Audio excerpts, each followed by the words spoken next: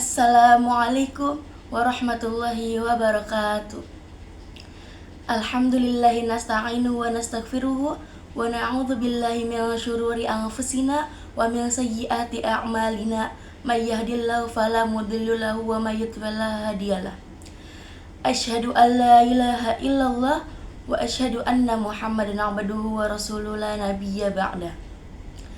Allahumma salli wa sallim wa barik ala sayyidina Muhammad wa ala alihi wa ashabihi ajmain, amma ba'du.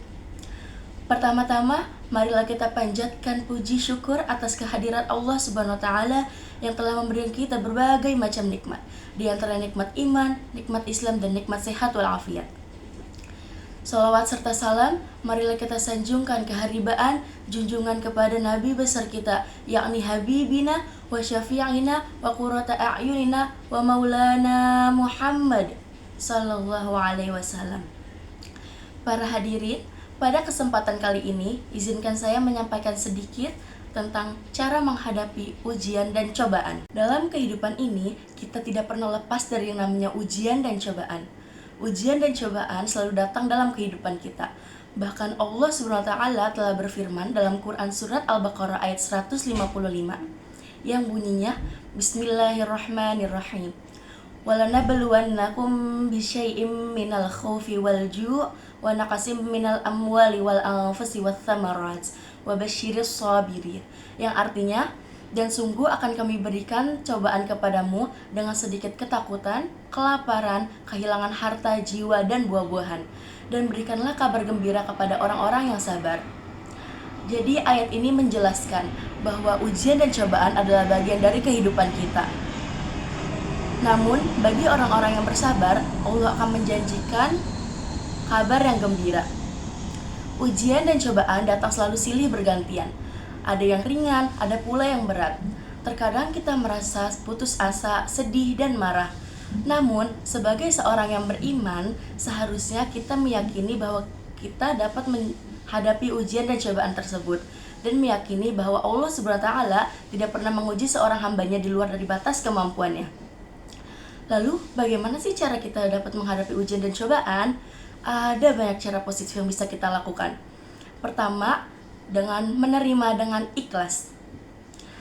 Setiap ujian dan cobaan yang datang, terimalah dengan hati yang lapang dan ikhlas, dan yakini bahwa Allah SWT tidak pernah menguji seorang hambanya di luar dari batas kemampuannya. Yang kedua, yaitu dengan bersabar dan sholat.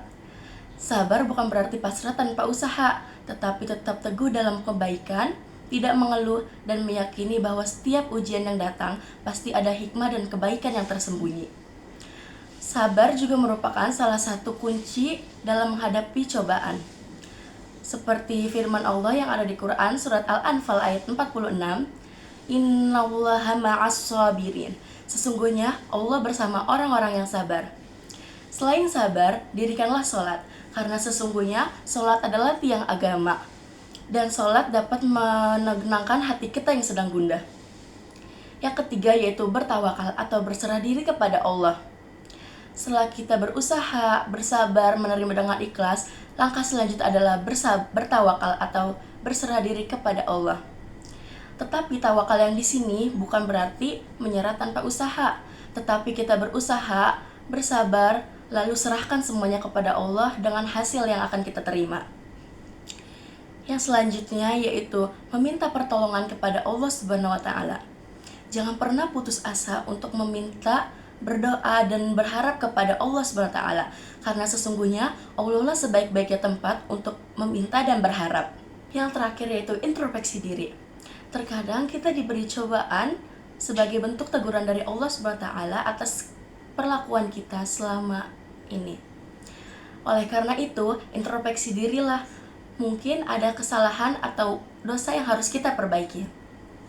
Jadi para hadirin, maka dari itu, marilah kita jadikan sabar dan tawakal sebagai pegangan dalam hidup kita.